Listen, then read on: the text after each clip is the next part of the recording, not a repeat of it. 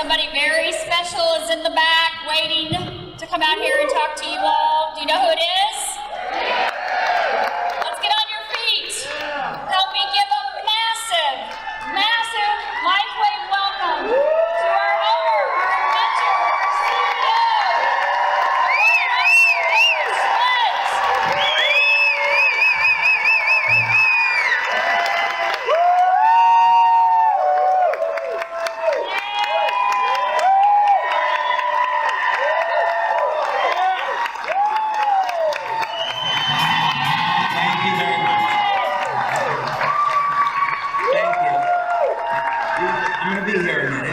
Sit down and relax. It is Saturday. How are you all doing? Thank you so much for being here. I appreciate you coming out on a Saturday.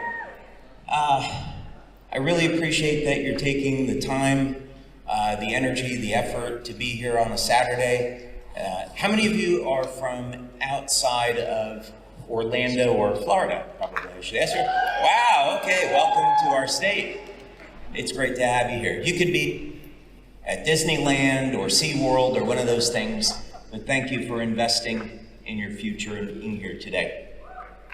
I once had, at least, you're welcome, for that one person over there. I once had the privilege of working with Lieutenant General Teddy Allen.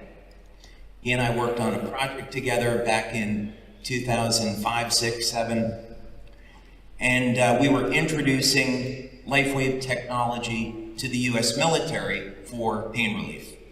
And that eventually ended up in Lifewave making donations to the military, the Purple Heart, so we could provide natural, drug-free pain relief to our veterans who work to protect our country every day. And sometimes we don't recognize their efforts enough. And myself and David Jumper once had the opportunity to see General Allen speak at a Lifewave event at the Paris Hotel in Las Vegas. And he started off the event by saying, first, I'm going to tell you what I'm going to tell you. Then I'm going to tell you, and then I'm going to tell you what I told you. And that was his formula for making a presentation. So I'm going to start off that way too.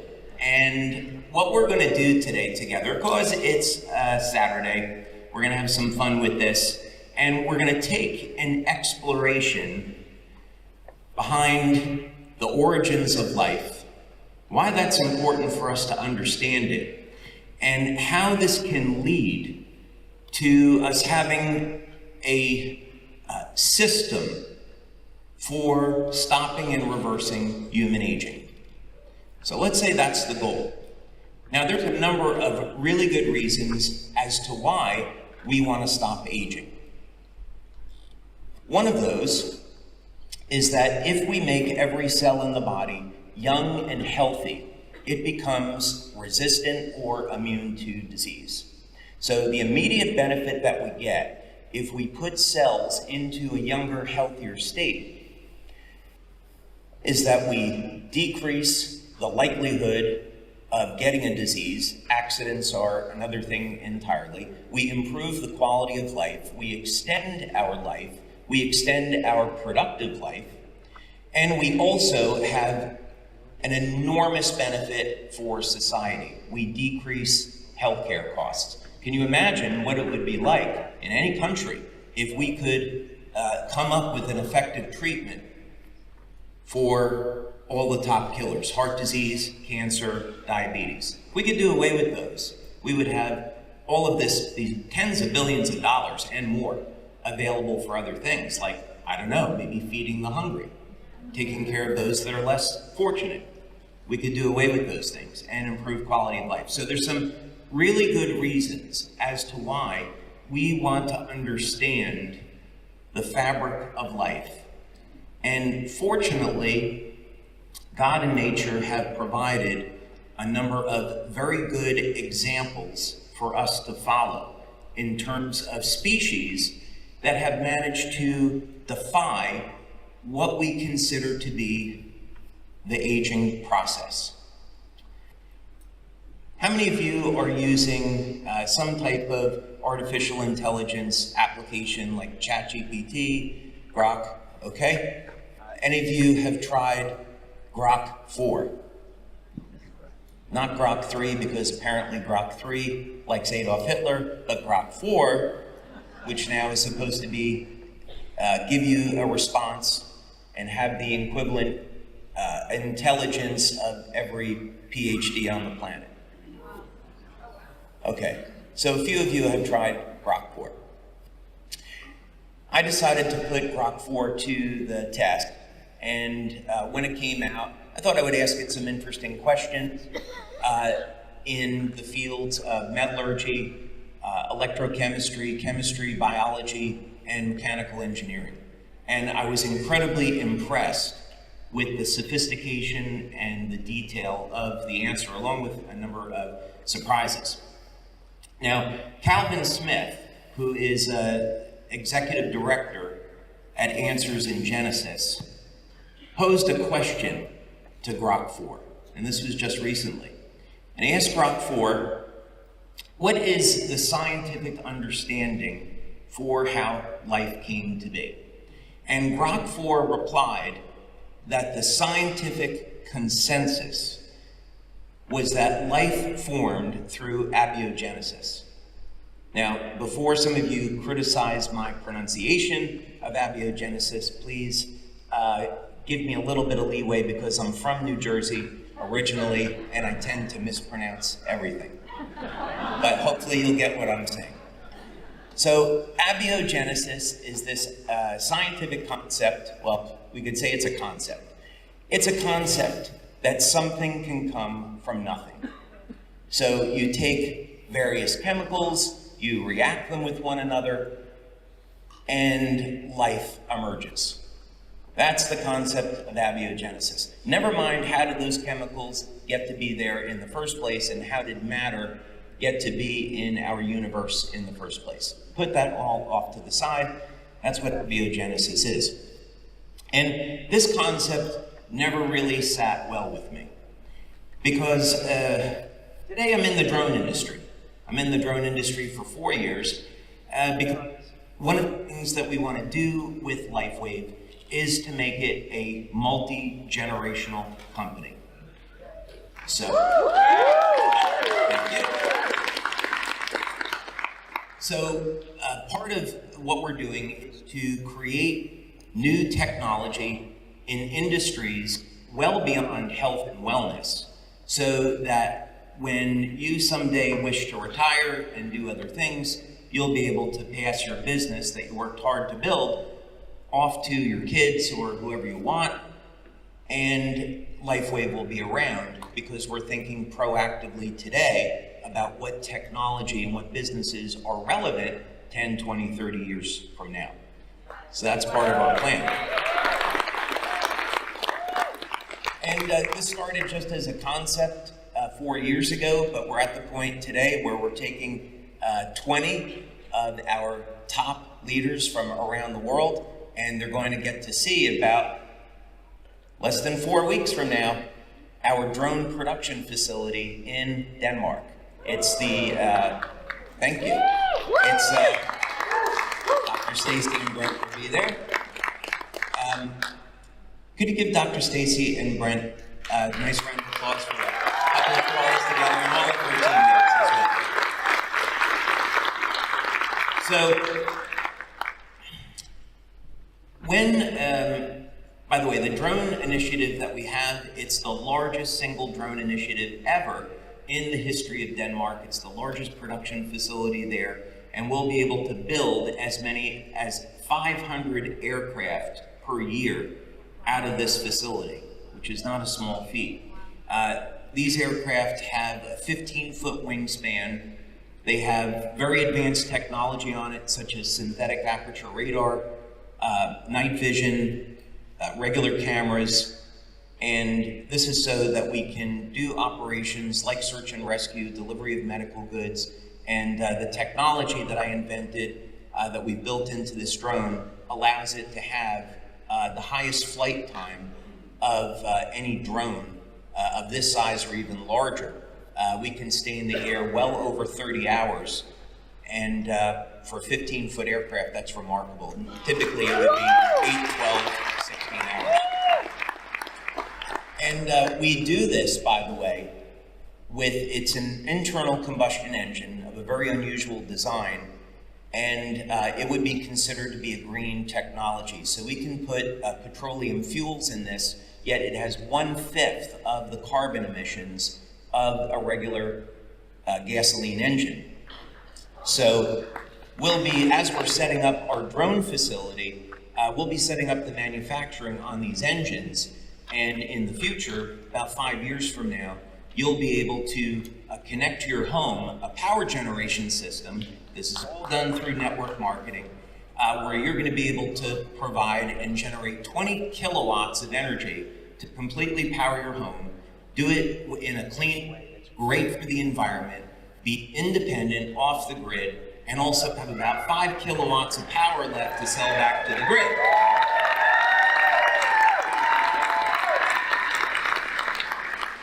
Okay, so I sidetracked a little bit, let's come back. So on the drones, there are perhaps at least hundreds of different parts that go into this. And we have to have experts in composites. So building the drones out of carbon fiber, I invented a new nanotechnology foam that's very, very light and yet stronger than steel. And we need special technology to make that.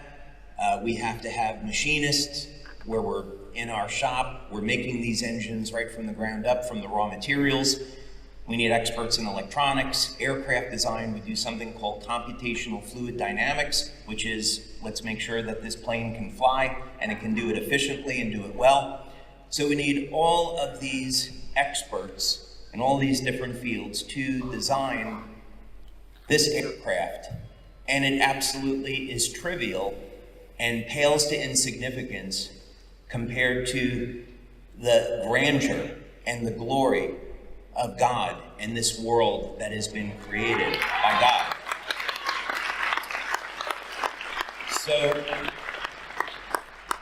we go back to Grok 4.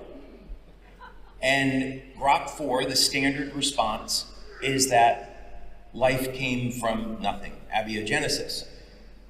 But then Calvin Smith proceeded to ask a few additional questions, such as, what is the probability, using logic, observational science, and statistics, what is the probability that life emerged from nothing? And Grok 4 came back and said the odds that life came from nothing is 1 times 10 to the 200th power. So for those of you that don't understand statistics, I'll use an analogy. The odds of, by the way, creating a genetic sequence with 1,000 nucleotides is 1 times 10 to the 600th power of probability. So then he asked Grok 4, if the Earth is truly 6.5 billion years old, was there enough time for life to emerge from nothing? And the answer is no. There's simply not enough time for this to happen. So the analogy would be, if you were looking for a specific grain of sand in all the sand on the Earth, and you had to find that on your first shot blindfolded, that is the analogy to the likelihood that life formed by accident. So why am I bringing this up?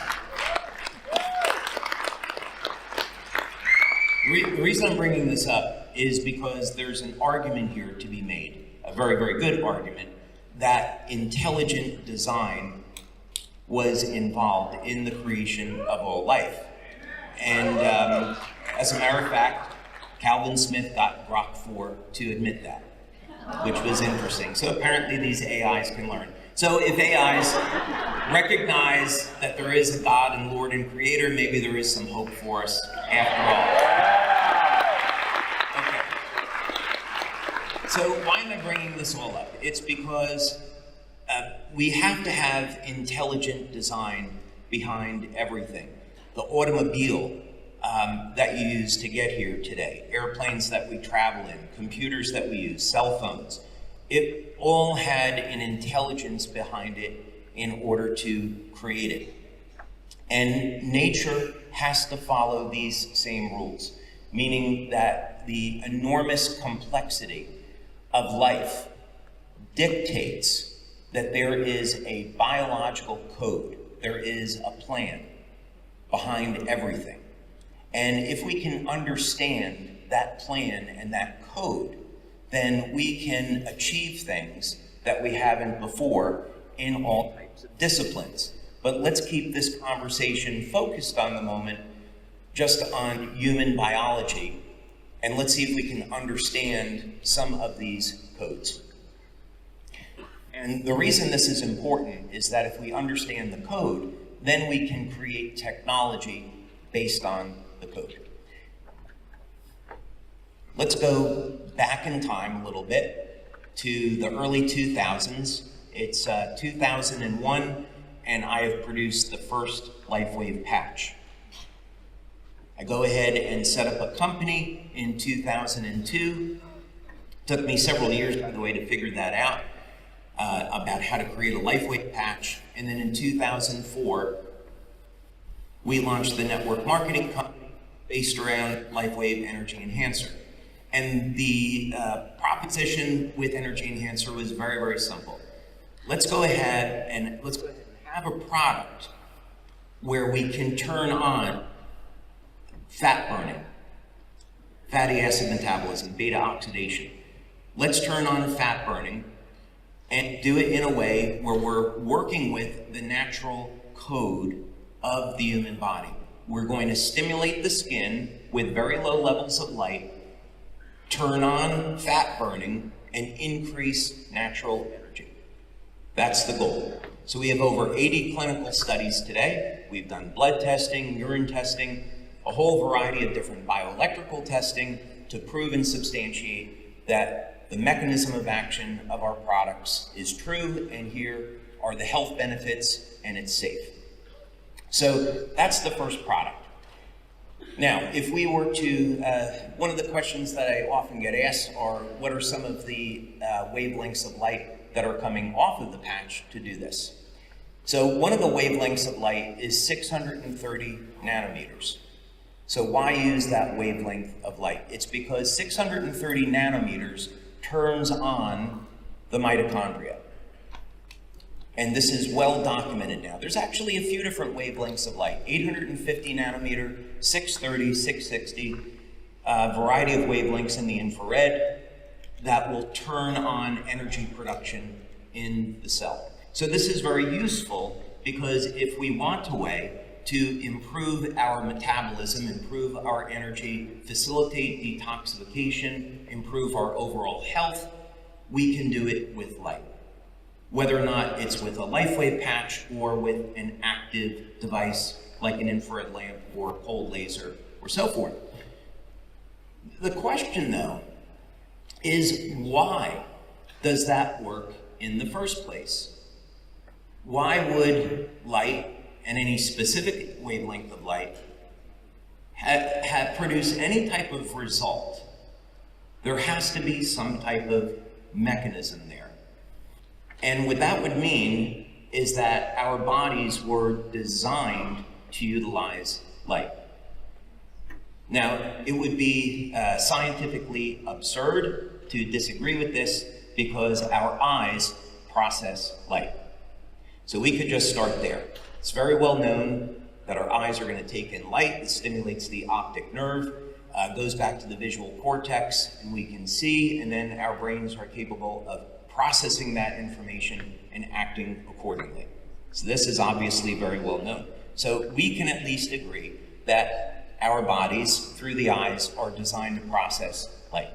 Now we can go a step further, and we can go back decades now, 50 years, through the work of Fritz Popp. And we can take cells and put them, it doesn't matter if it's human cells, plants, animals, we can take cells and we can put them in a room that's completely dark. And then we use a device called a photomultiplier tube. And off of those living cells are highly coherent pulses of light. And these pulses of light come from the DNA. Experiments that we did in our lab actually showed that this light emerges from the vacuum. The light comes from the hydrogen bonds that hold DNA together. Something comes from nothing. Third-party research. I once met and worked with a physicist from Georgia Tech in the 90s, and he told me about an experiment that Georgia Tech did, which is fascinating. They took a vacuum chamber, and they used a device called a mass spectrometer, and they observed atoms of hydrogen spontaneously appearing in the vacuum. Something was coming from nothing. So how were our bodies designed and created? Why does light have an interaction? Well, in the case of 630 nanometer light, if we're interested in elevating fat burning and increasing energy naturally, you stimulate the skin with light. This will interact with something called a chromophore in the human body, meaning there is a biochemical that is capable of absorbing or processing light. And in this case, it's called cytochrome C oxidase, which is a copper-containing nutrient. The cytochrome C oxidase is part of something we call the electron transport chain, which is a bucket brigade of electrons found in the mitochondria, which is the powerhouse of the cell. So in other words, you're transferring the energy or creating a signal. Thank you. Creating a signal to increase energy production in the cell through this very complex mechanism. So we stimulate the skin with light, it elevates production of cytochrome C oxidase. This transfers electrons over to the Krebs cycle, and these additional electrons are used to make additional ATP, and that energy comes from the metabolism of fatty acids. So this is how light is converted over into chemical energy. As was correctly observed by Robert Becker, the energetic systems in the body control the biochemistry. And this is information that the pharmaceutical companies absolutely hate, because it means it gives us a principle to look at life in a very specific way. Now, by the way, there have been, I think, a number of medical advancements that are absolutely extraordinary. People can get heart surgery, eye surgery today. They can take antibiotics to prevent disease. So I certainly don't mean to say that nothing good has come out of modern medicine. That's not the case at all. But when we're looking at treatment of disease, or perhaps more importantly, prevention of disease, it means that we don't have to rely on pharmaceutical drugs. We don't have to rely on synthetics. We can look to nature, and we can look beyond the biochemistry, although the biochemistry is valuable, and we can use technology to maintain and support our health in some very valuable ways and decrease our risks. Now, it is important to say that if we understand that the bioelectrical, biomagnetic systems in the body are controlling the biochemistry, we need the biochemistry there. So that means we have to have a healthy diet that's full of nutrition. We need to supplement where necessary. We should be exercising regularly and getting proper rest, drinking enough water, and managing our stress, among other things. How many of you love to exercise? Okay, I'm not seeing, this section's terrible. Okay, you guys are doing pretty good over here. This section, we're gonna need some work. Okay, well, I'm going to do a little bit of a plug now for our conference coming up in October. But we have 2 clinical studies that are going on right now. And for those of you that don't like to exercise, maybe didn't exercise in a while, our first clinical study is on how to perform 50 seconds of resistance training per week and still have enough signal to gain muscle and reduce body fat. So if you haven't exercised in a while, this is a way to get started, and then after that, you see what you did. We also have another study for those of you. How many of you absolutely love to get on a treadmill and do some sprints? All right. It's me and Janine. All right. That's it. Okay, we have another study that we're doing, which is 80 seconds of cardio per week, which is the equivalent of 90 minutes of jogging. So that's another study that I'm going to be talking about at conference. So please come to conference. By the way, when you come to conference, did you know that you're going to be seeing Elton John on Saturday?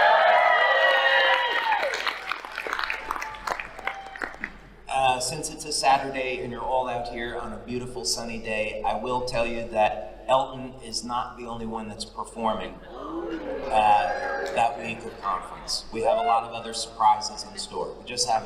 We got to hold something back, right? So there's be a lot of great reasons to come to conference this year. Okay, so let's go back to that 630 nanometer light for a moment. Where did that number come from? My father is a musician and a music teacher. And his primary instrument is violin, although he's very, very good with piano, and mostly today he still plays piano at 96. And so I grew up with the piano in the house. I've always loved music, and I started to play piano when I was a teenager, and then through my late teens and 20s, as I got into college, I had a couple of bands, and it was a lot of fun. And in music, we look, of course, at the number of musical notes, the distance from one note to another, the musical tuning, and in current music, most instruments are tuned to 440 hertz.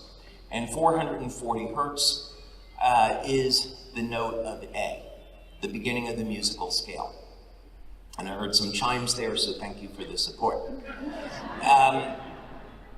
Now, but how was that 440 hertz derived? Music is an equivalent for mathematics. So let's see if we can come up with a musical scale that is equivalent to 440 hertz, or let's see if we can find what the true number would be. And to do that, we create a grid. So you could do this in an Excel spreadsheet, for example. And what you do is you take the number 2 and you go down on a vertical axis, or up if you prefer. So let's call that the y-axis. And you take the number 2 and you continue to double it. So 2, 4, 8, 16, 32, 64, 108, and so forth. Now on the horizontal axis, we'll call that the x-axis, we take the number 3 and then we triple it. So we go 3, 9, 27, so forth. And then in each individual cell, we will multiply the number on the horizontal axis by the number on the vertical axis, and then we can populate that grid. So quite simply, what happens is that in each column now, you get a series of numbers with one number being double of the previous. So for example, in one column you have 108, 264, 432, and so forth. 432, very close to 440.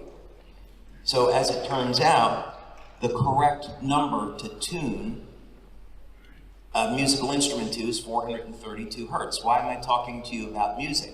is because if we take 432 hertz and now we convert that over into a wavelength, so we can take our frequency and we know that the speed of light is constant, and then we're solving for wavelength, so wavelength equals frequency divided by the speed of light, that equals, as a harmonic, 630 nanometers.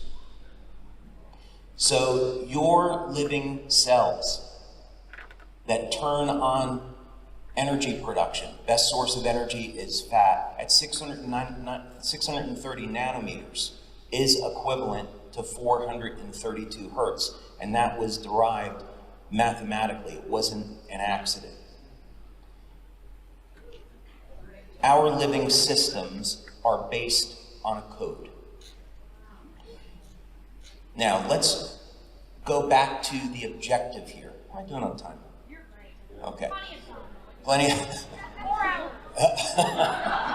So I tend to run on a little bit. So my kids tell me that all the time. So let's go back now to the objective. So if we are seeing codes show up in our own biology, and that's just simply one example. There are specific photons of light, wavelengths of light, that control all of the biochemical systems in the body. So what that means is that if we're interested in stopping and reversing human aging, maybe one of the things that we can look at are what are some of the peptides in the body, which are very powerful signaling molecules. What are some peptides in the body that decrease with age, and could we restore those to natural levels? So one of the peptides is GHK-CO.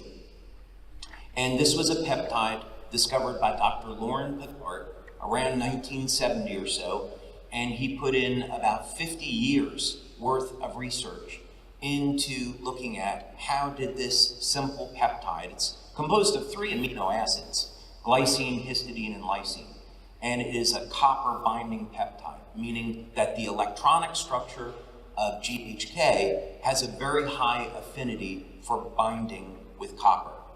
Biologically speaking, both GHK and GHK-Cu have biological activity. But the important part here is that this is a simple tripeptide, 3 amino acids, and the power behind copper peptide is in gene expression. So ultimately, if we look at how do our bodies change over time, it's because the library of information in our genes changes over time.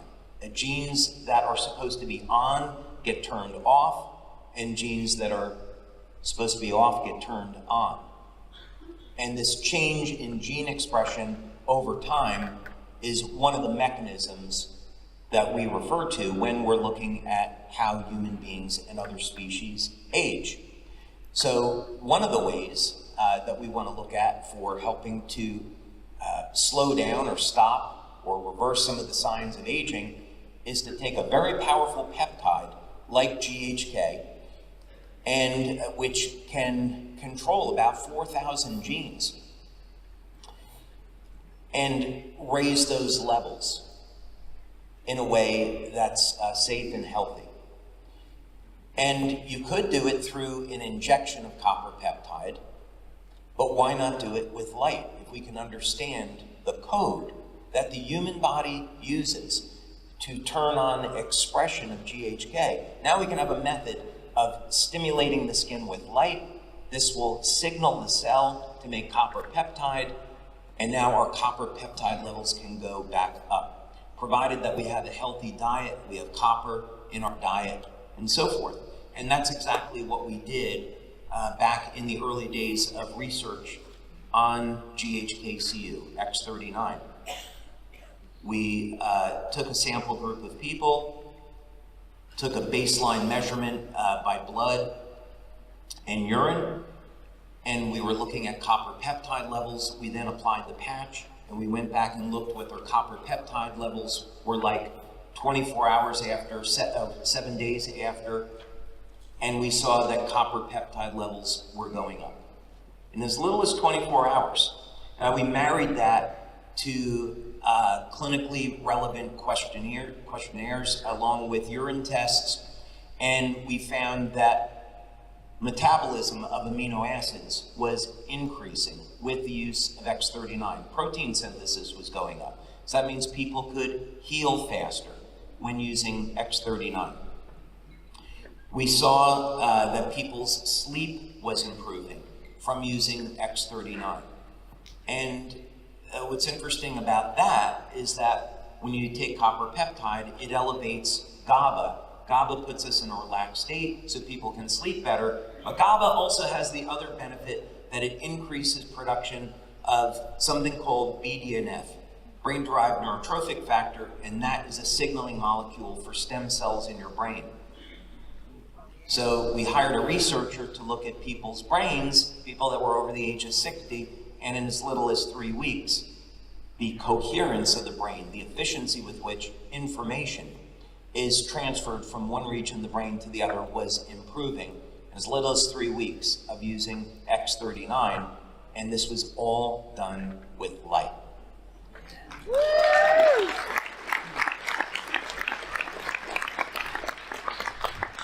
Before I talk about water, I'm going to have some water. Thank you, Dr. Stacy.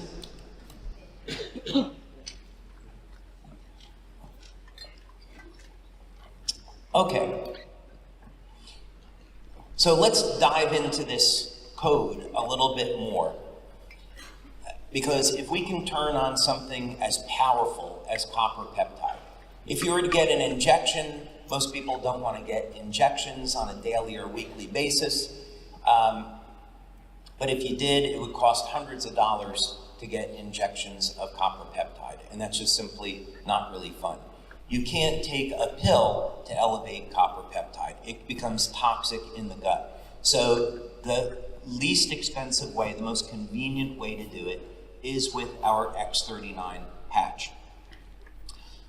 So we want to understand this biological code a little bit more, because if copper peptide can reset thousands of genes in the body to a more youthful state, then how could we reset 100% of the human genome? How could we stop aging completely? How could we get our cells to start acting like younger, healthier cells? How are we going to figure that out? Well, what we're going to do is go back to nature. And we're going to look and see, are there any examples in nature where these species defy aging? And then can we study these species, learn from them, figure out the control mechanism, and create technology to duplicate that so human beings can take advantage of it? Does that make sense? Yep. Few people agree that it makes sense. Okay, most of you agree. Okay, good. All right, so what do we do? Well, we start to identify that, as extraordinary as it seems, there are species on this planet that are functionally immortal, meaning that they don't age.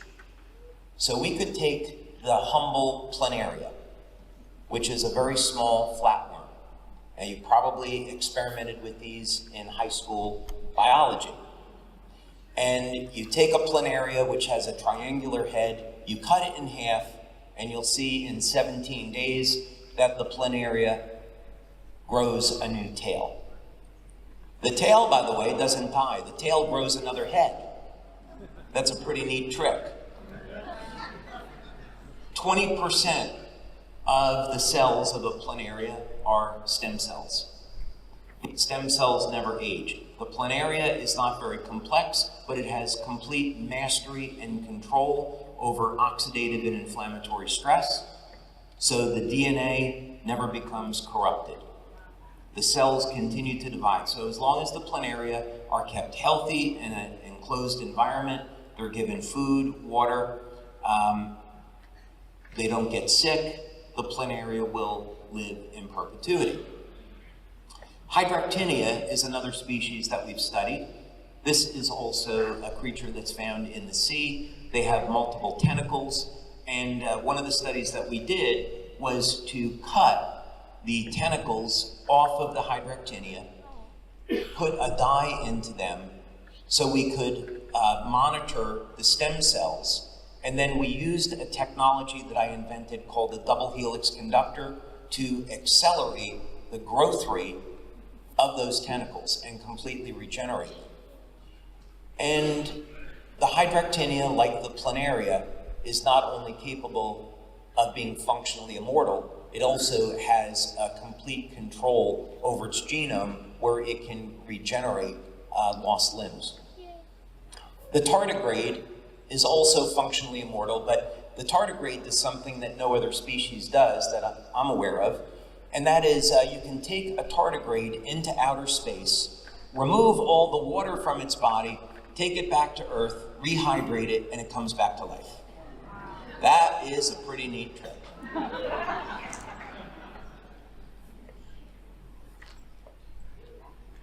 What about the glass sea sponge? Anyone want to take a guess at how long the glass sea sponge lives? 10,000 years. You cheated. It's 15,000, but you're close enough. Yeah, you've heard me say this too many times.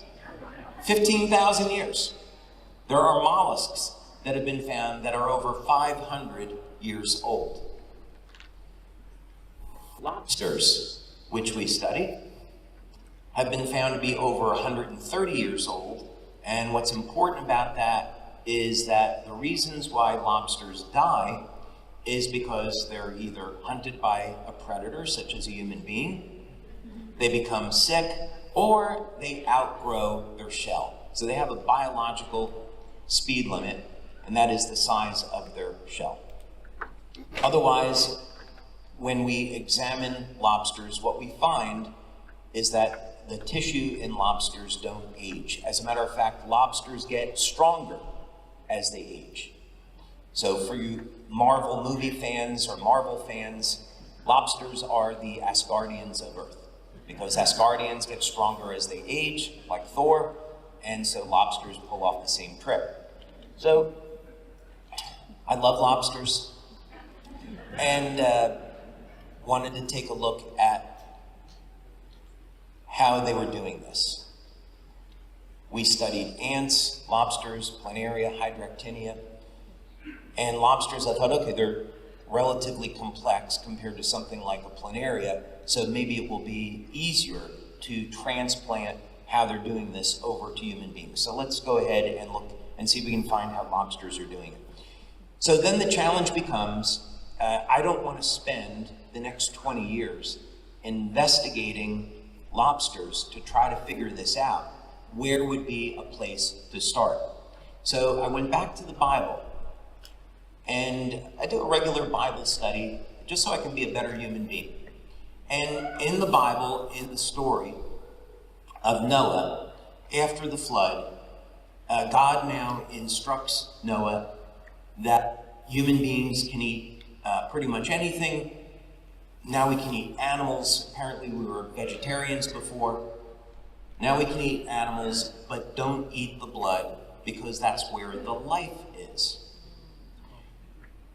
So you ask the question, is it possible there's something in blood that we haven't discovered before? And is there a reason why we shouldn't be consuming animal blood? So let's take a look at that. So that's where I started. I went to a library and see if I could find spectrophotometry data on lobsters. We already know that light controls the biochemistry. Now, if you ask a biochemist, which I did, about why do lobsters never age, what they'll tell you is because lobsters produce an infinite amount of telomerase. So telomerase is an enzyme that regenerates the telomeres on the end of our cells, and the telomere rods control the number of times the cells can divide. So one of the features of lobsters is that biochemically, they produce an infinite amount of telomerase. The telomeres never shorten, so their cells can divide an infinite number of times. But how does that happen exactly if we believe that there is a mechanism of light behind this? So my hypothesis was that we could find this answer in blood. So I was able to get spectrophotometry data on the lobsters. I looked at it, and two of the wavelengths that immediately popped out from cross-sectional analysis of lobster blood was 550 nanometers and 710 nanometers. So actually on the upper end, it was a range between 700 and 710. 550 on the other end.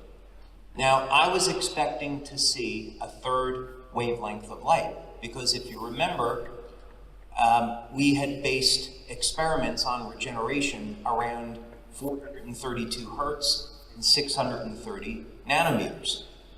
So I had suspected that 630 nanometers would show up, but it didn't. So I made an educated guess and said, what if 630 nanometer light is somewhere in the lobster, but not in the blood? Let's use that as a hypothesis. And we began to do experiments. We made up light panels with 550, 630, and 700 or 710 nanometer light. We began to treat things with it, and we began to see a biological effect. I then converted those wavelengths of light over into frequencies. So as you recall, 630 is equal to 432. 550 is equal to about 378 hertz, and 710 nanometers is equal to about 486 hertz. So I plugged that into what we call a tone generator, and I created music around lobster blood. And when you do that, it creates something where the sound is rotating. When you play those three notes together, it sounds like the sound is rotating. If you ever saw a movie from like the 1950s with UFOs and they're making this weird sound, it sounds exactly like that. So, okay, there's something going on here. And specifically, there is a slight enharmonic to these frequencies, and as a result, energy is implanted into matter. And we use this information, I can't tell you specifically how we did it, but we use this information to create specific types of metal oxides that never existed before.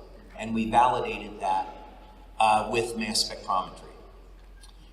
And we've given these as gifts, by the way, to our leaders, these coins that are made from materials that never existed before. And we may do that again in the future, by the way. I don't know. We'll have to see. But what this means is that by using this technique, we can insert energy into biochemical systems. And that's important because if we go back to the Lifewave Energy Enhancer patch, what it is doing is stimulating the skin with light to increase energy.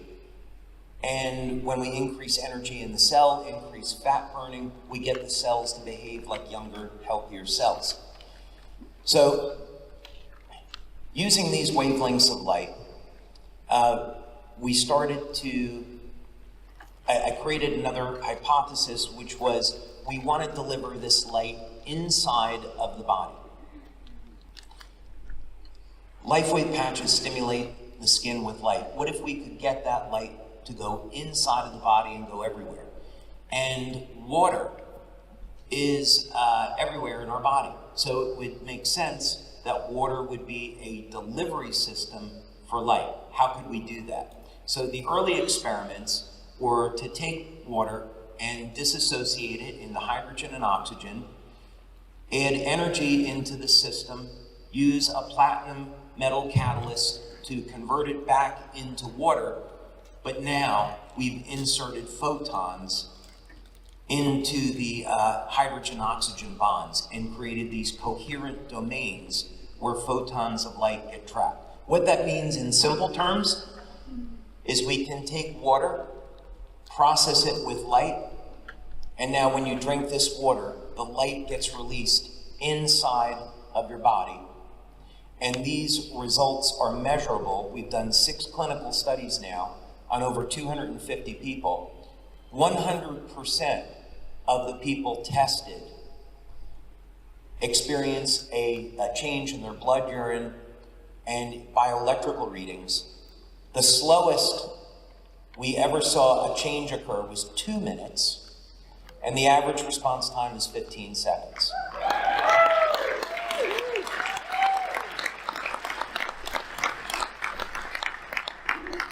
So what I've just described to you is our X2O system. So, you take regular water, it could be tap water or filtered water or distilled water or spring water. You put it into X2O, it'll go through 2 separate stages of filtration. Then it will go into processing tanks, get treated with specific wavelengths of light. And then after 45 minutes, you've got a 16-ounce glass of light-infused water that you drink, and that light goes through your body. If you are doing this, drinking this alone in a quiet space, sitting comfortably, you can feel an increase in your circulation. You'll feel a sensation in your forehead and increased mental clarity and awareness. And that will, depending on the individual, that will last for about 3 to 5 hours or so.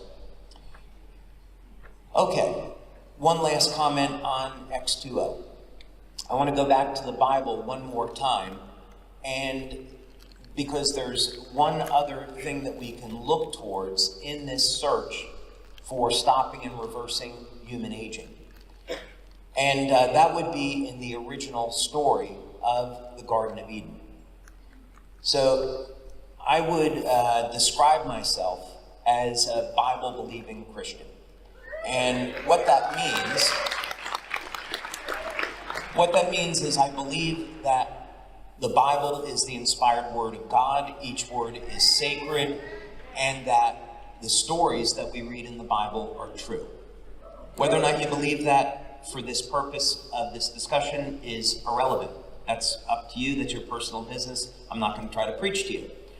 But what I find interesting is that if we go to the story of the tree of life, the tree of life is supposed to grant immortality, because God very clearly says we better not let them eat from the tree of life, otherwise they're going to live forever like us. So you go to the tree of life story. It was written in Hebrew, and you convert the Hebrew over to numbers. So Hebrew and Greek are interesting in that each letter equates to a number. So words have numerical values. So if we do this with the story of the Tree of Life, and we have by the way, we have a documentary coming out on this. And for those of you attending the October event, you're going to get a chance, our leaders are going to get a chance to walk down a red carpet, and we're going to give all of you the opportunity to see this documentary. We're very blessed about the team that came together with this. Special shout out to Bimmy Casey and Mickey Willis, who made all of this happen. Thank you, Mickey. So, so the documentary gets into some of these codes that are in the Bible and how we find these codes in living systems, and the implication that this has on being able to create technology to mimic living systems that don't age and apply that to human beings. So the story of the Tree of Life is interesting because the Tree of Life in that numerical sequence is the number 528. And 528 hertz, we can convert over to 385 nanometers, and 385 nanometers is a wavelength of light that turns on telomerase production in living cells. So in the book of Genesis, when we're told the Tree of Life can provide immortality, there was literally an instruction there in a code of how to use energy to turn on telomerase production, to lengthen the rods of the telomeres, to get cells to divide an infinite number of times, preventing aging. That information is in the Holy Bible, and there was no way to know that because you would need a spectrophotometer to do that, and that technology has only been available 70 years. So Moses didn't get a lobster, put it into a piece of electronic equipment and say, oh wow, this is really cool. Lobsters have 550 and 385 nanometer light. Let's go ahead and try to figure out how to create a word in Hebrew that has the numerical equivalent of telomerase, right? I'm pretty sure that didn't happen. So this means that we can take enormous comfort in this concept, enormous comfort that the Bible is a source of truth, nature is a source of truth, and we can go back to nature to look for solutions. Now, I want to give you two practical solutions before I'm going to talk about Celergize here in just a moment, because I promised Dr. Stacy I would do that. I'll give you two practical ways that we can look to nature for solutions. I had the privilege of working with a medical doctor in Rome on a project where we were taking women that had breast cancer. Now, my mom died of breast cancer when I was 25 years old. And so this is something that has been very close to me, and I would like to find ways that we could help women that are in this predicament.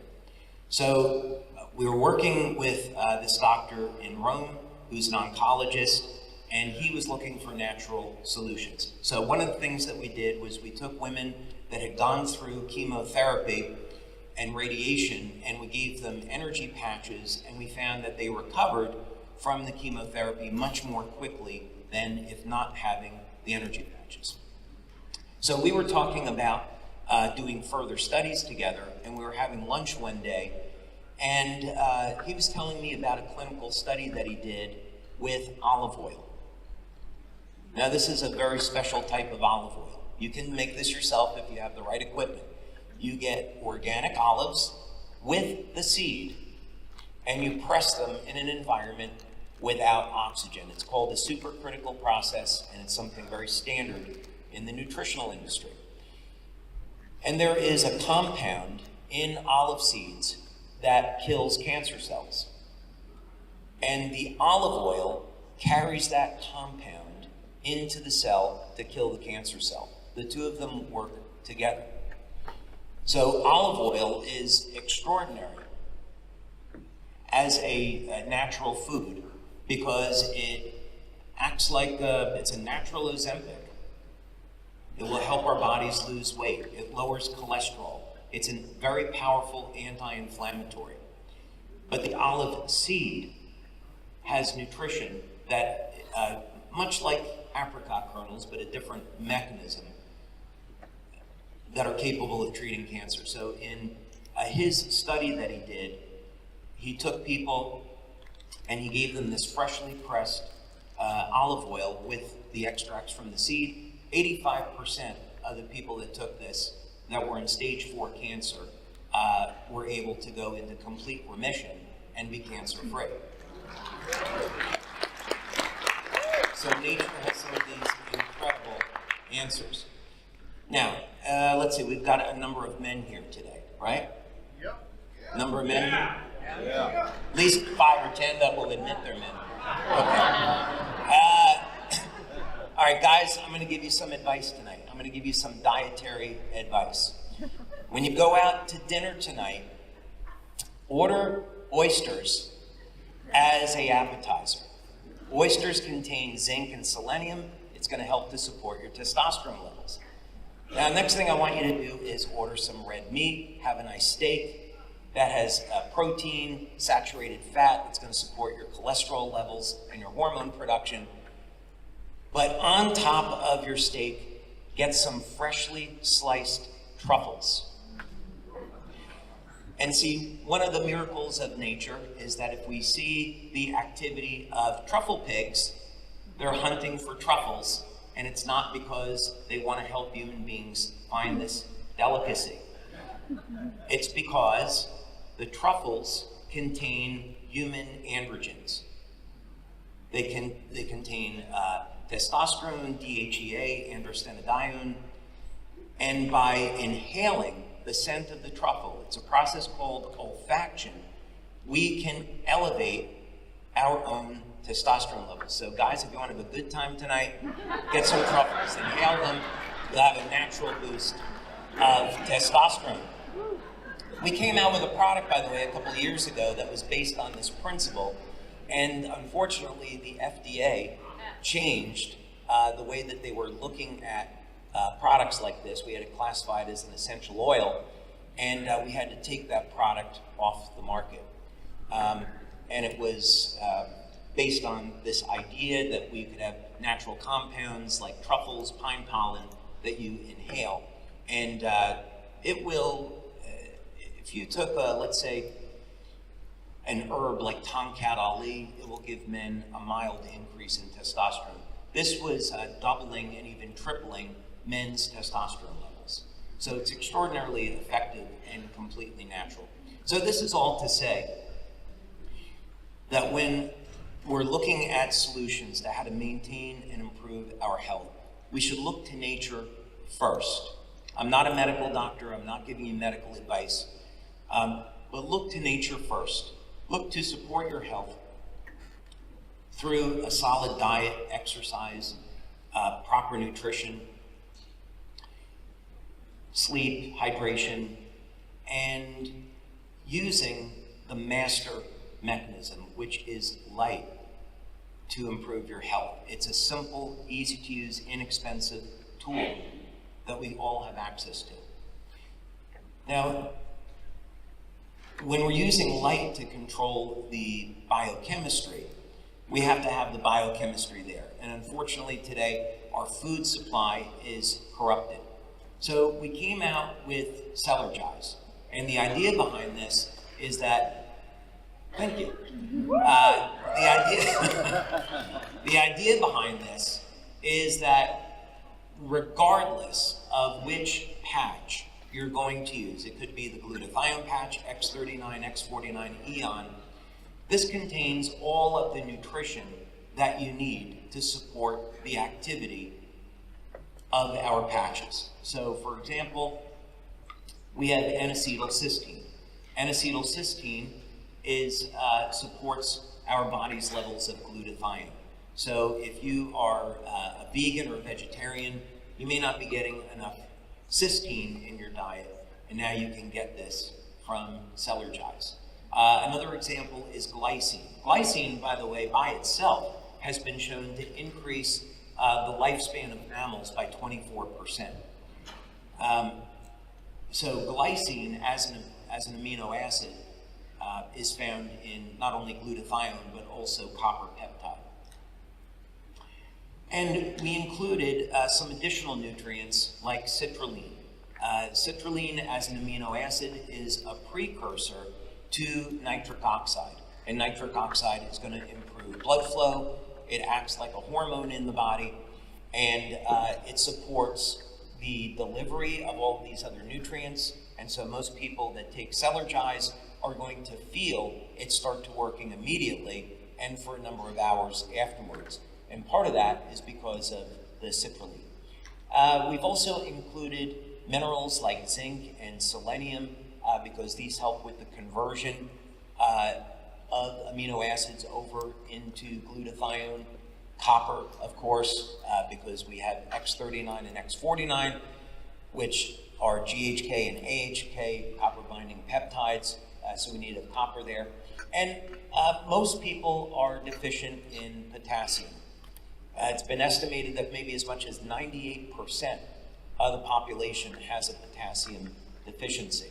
So we put in 500 milligrams of potassium citrate to make sure that you are getting enough potassium. That also, by the way, improves the function of the patches because the patches are dependent on electrolytes in the body as for conduction. So to get a signal to go through the nervous system, we need electrolytes, and that would be things like potassium and magnesium. So we've included that in Celergize. And I think with that, I might like to invite Dr. Stacy up on stage. So it's not just me talking, and we can have a little bit of a dialogue and answer some questions. Dr. Stacy.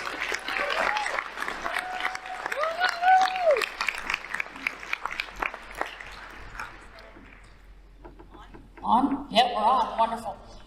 Wow. What do you guys think of that? You know that little mind blown emoji? Yeah. Anybody have that go off? A little mind blown emoji? Thank you, David, for all of that information.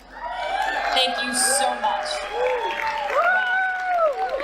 I was asking them earlier how many people experienced changes from the X39, and of course, everyone ended up standing up at some point in time for the different things. So thank you for inventing this technology. Yes. Thank you. So I just have 385 questions for you. Okay. Sounds good. Or 432. Rapid fire. Rapid fire. All right, so how soon should someone expect results from patching? We did a study with Dr. Pierre Volkmann at General de Santé Hospital in Lyon, France. And beautiful place, right? So the study was to look at patching people that were in pain. And in the initial preliminary review of this, I did a presentation in the hospital in front of a group of medical doctors, and they gave me 32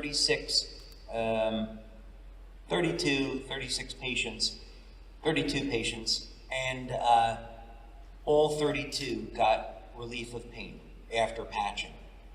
And typically the response is about 2 or 3 minutes. I've patched thousands of people over the last 20 years, and you have people that respond in as little as 10, 15 seconds. So with Icewave, or perhaps X39 and Eon, a really simple protocol is to place X39 behind the neck and then Eon at the point of pain. And don't be surprised if people get immediate pain relief. It's very important to ask the person on a scale of 0 to 10, what is their pain level at? Then you patch them, and then progressively they'll come down in pain. The other thing I should say is that when we've done studies with infrared cameras, you can see after about 20 minutes, the inflammation in the body has come down dramatically. Some of this also can be amplified with hydration. So most people are dehydrated. You give them water that supports the effect, and supplements for that have potassium and magnesium can also help reduce a person's pain. But the patches by themselves, they can work as quick as seconds, 2-3 minutes. People have gone 50 to 100% relief of pain. Wow, is that not incredible? How many of you had results with Icewave in seconds or minutes? Eon? Yes, yeah. And X39, we're the one patch wonder people. Yeah. Right away you felt something. Thank you. So obviously one of my questions was, can the patches be combined for enhanced results? And obviously they can. So now that you have Celergize, do you feel like that's going to increase people's effectiveness of their patches by giving them that foundation? Yeah, no question about it, because it always depends on the individual. What type of diet do they have? Age, hydration, are they using any pharmaceutical drugs? Are they smoking? Do they exercise regularly? What's the quality of sleep? All of these things are contributing factors. So it's really important to continually do an evaluation and say, where are some of the areas that I can improve my life? How is my diet really? And am I committed to an exercise program? Am I getting proper rest? Am I sleeping in regular cycles? It's good to do those evaluations and then look at where can we improve. So one of the big problem areas, of course, is going to be on diet. It's very difficult to get a few milligrams of copper. into the diet, unless you're consuming liver every day, right? That would be one way to do it. And then even then, liver is not good to have every day because it's too high in iron, and that causes a lot of oxidative stress in the body. So supplementation is pretty much the best way to do it. So this is to say that a product like Celergize helps to fill in a lot of the gaps that people might have and improve their overall experience. Absolutely. Fantastic. So everybody wants to know about the time they should wear the patches, the length of time. So would 24 hours make the patch work more effective? Do you just keep it on? What's the timeline look like for that?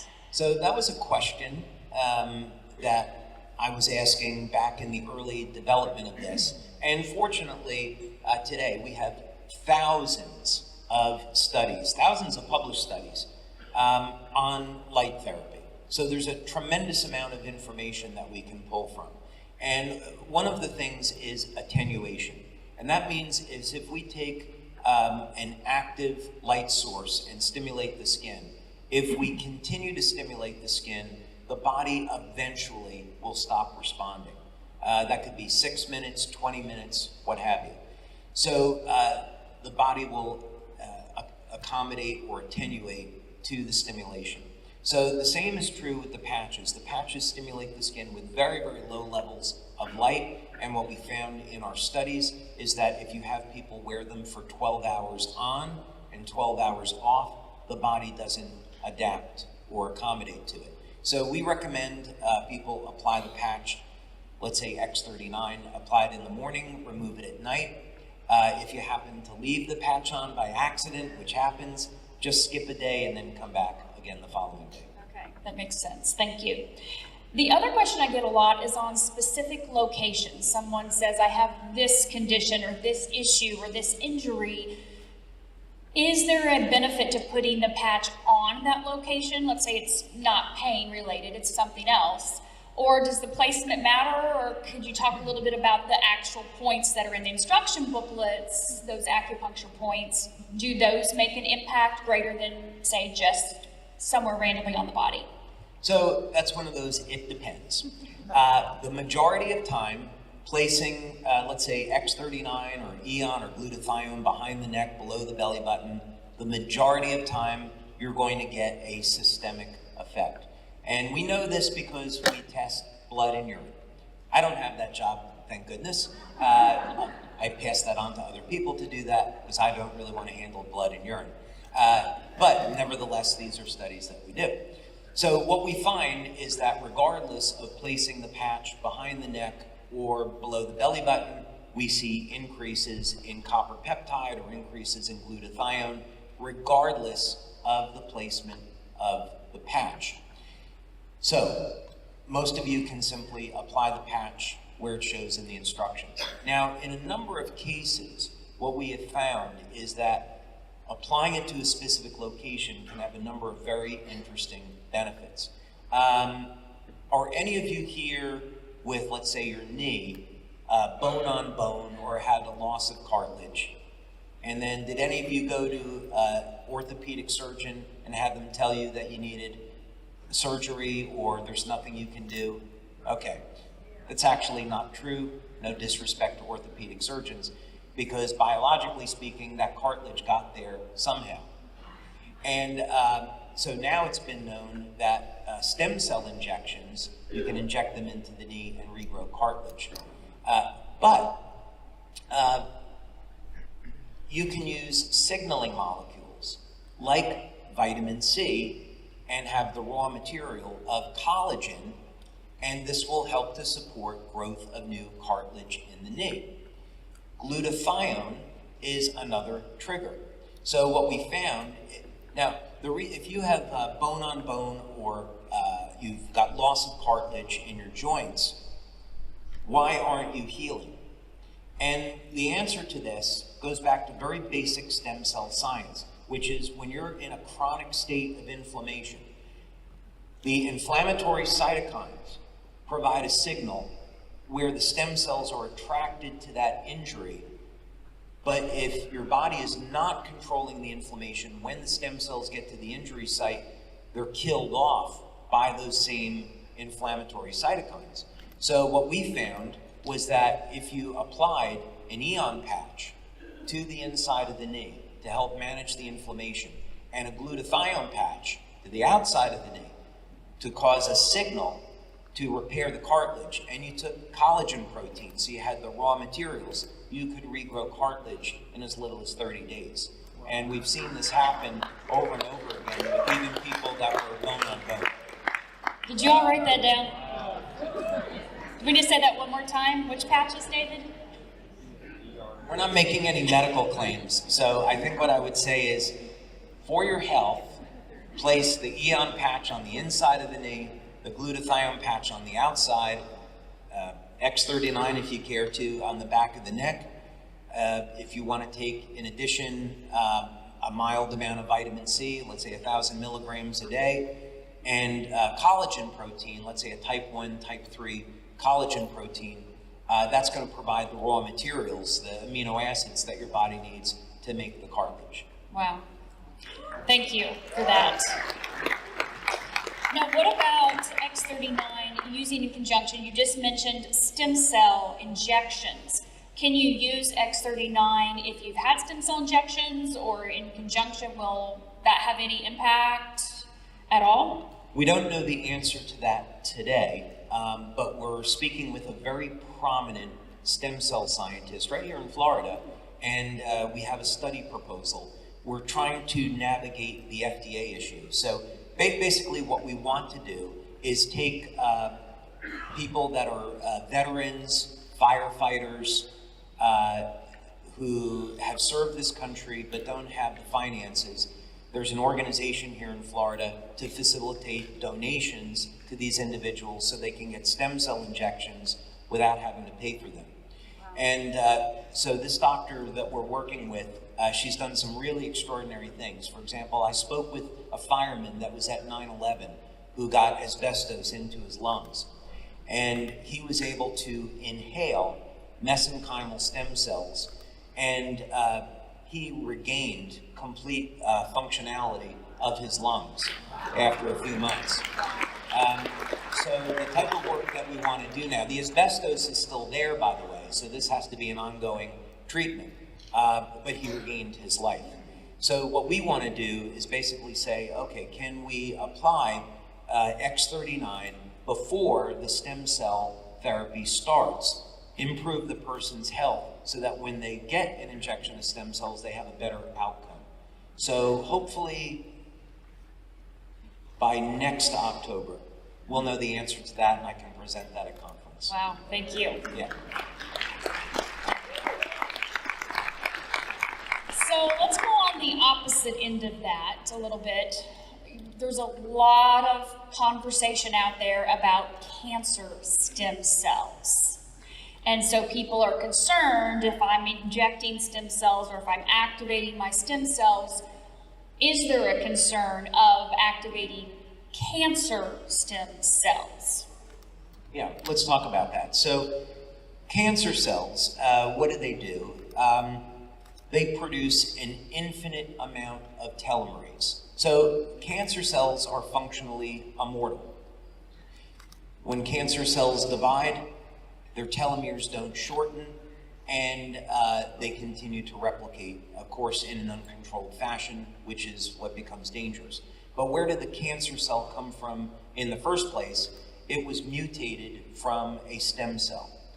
But if it were the stem cells that were a problem, then 100% of the population would die of cancer very early on in life when the stem cells are the most viable. So that's not what's happening at all. There is some type of foreign chemical, or it could be radiation, that is affecting the DNA of the stem cell and mutating it into a cancer cell.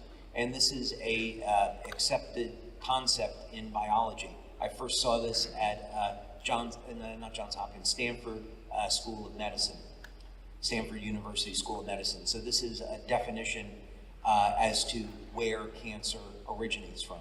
So what's important about that is that now if we know that there is a foreign chemical or radiation that's responsible for causing the cancer to start in the first place, then treatment of cancer becomes very obvious, because it means we have to get that toxin out of the body. That has to be foundational. And in Western medicine, we simply add more toxins into the body, and it doesn't make any kind of sense. Yeah. So there's no way that elevating a peptide, say as that tripeptide that you mentioned earlier, could activate cancer stem cells. Dr. Lauren Picard's work showed that that would not happen. The other way to look at this, and actually he was using copper peptide injections to treat cancer. But if we look at this logically, what we would say is that when we're in our 20s, 30s, that's the highest that our copper peptide levels get, and then they decline with age. So what happens most of the time, people are young and healthy, and as they get to be 50, 60, 70, that's when the incidence of cancer goes up, and that's when the copper peptide levels are low. So it's actually the opposite. When our copper peptide levels are high, everything in the body works better. We could also use a similar argument for prostate cancer. So it's said in conventional medicine that prostate cancer is associated with testosterone. And I find that to be absurd, because men's levels of testosterone are lower. Oops, I said something I shouldn't have said.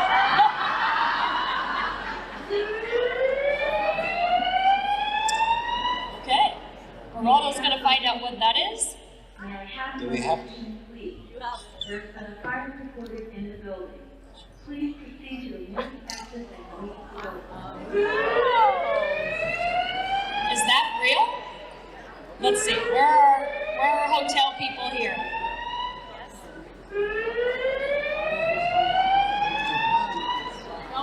Okay, so hang on. Mark says he's gonna go check this real quick with the hotel staff. So, long story short, is I had dinner with Abe Morgenthaler from Harvard University, and he specializes in this area. They turn the siren on just when I'm about to talk about the cure for prostate cancer. I hate that. Imagine that. But the long story is, in his clinical practice as a medical doctor, he doesn't find any association between testosterone and prostate cancer, although all medical doctors are told they can't give their prostate cancer patients testosterone.